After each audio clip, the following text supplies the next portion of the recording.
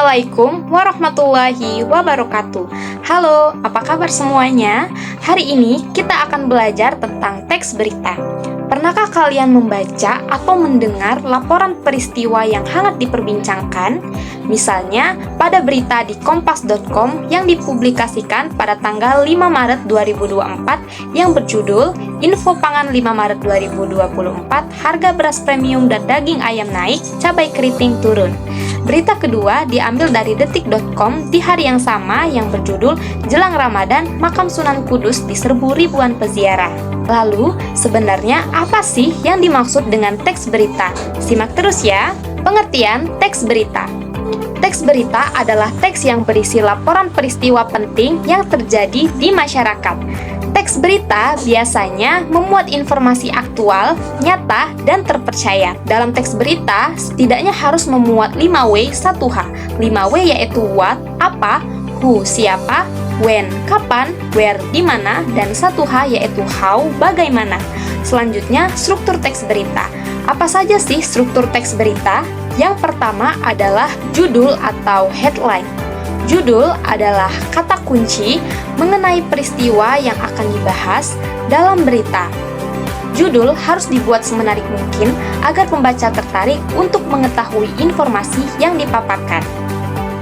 Struktur yang kedua adalah teras berita atau lead. Teras berita adalah bagian pembuka yang menyajikan gambaran umum tentang permasalahan yang dibahas. Biasanya teras berita berisi pemaparan seluruh permasalahan secara singkat.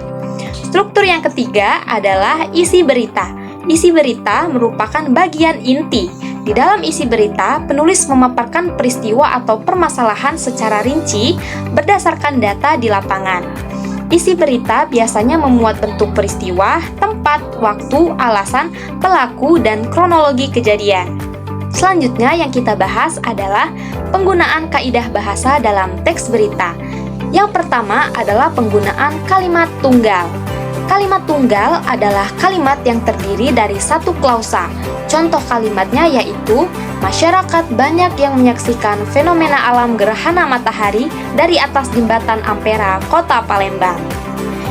Kaidah kebahasaan yang kedua yaitu kalimat majemuk. Kalimat majemuk adalah kalimat yang terdiri atas dua klausa atau lebih. Contoh kalimatnya yaitu, 2 hari lalu, 2 siswa SMA dinyatakan sebagai pelaku pelecehan seksual dan 1 orang masih diperiksa. Kaidah kebahasaan selanjutnya adalah konjungsi. Konjungsi disebut juga sebagai kata hubung. Jenis konjungsi yang biasanya digunakan dalam teks berita adalah konjungsi kausalitas dan konjungsi kronologi. Konjungsi kausalitas menunjukkan hubungan sebab akibat. Contohnya, oleh karena itu, oleh sebab itu, dan oleh karenanya. Kemudian, konjungsi kronologi yang menunjukkan adanya sebuah proses peristiwa, contohnya sesudah, setelah, ketika, sebelum, dan tak kala. Kaidah kebahasaan selanjutnya adalah kata ganti atau pronomina. Ada banyak jenis pronomina, misalnya pronomina persona, contohnya saya, aku, dia, mereka, dan kami. Kemudian pronomina posesiva, contohnya ku, mu, dan nya. Kemudian pronomina interrogativa, contohnya siapa, di mana, dan mengapa. Setelah kaidah kebahasaan, terakhir yang akan dibahas adalah proses penulisan berita. Di dalam proses penulisan berita, ada 6 langkah yang bisa dilakukan. Pertama, mencari sumber berita. Kedua, mengumpulkan fakta dan data.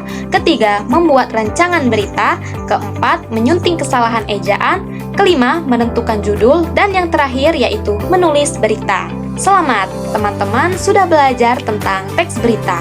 Itu dia materi tentang teks berita. Terima kasih, semoga dapat membantu. Wassalamualaikum warahmatullahi wabarakatuh.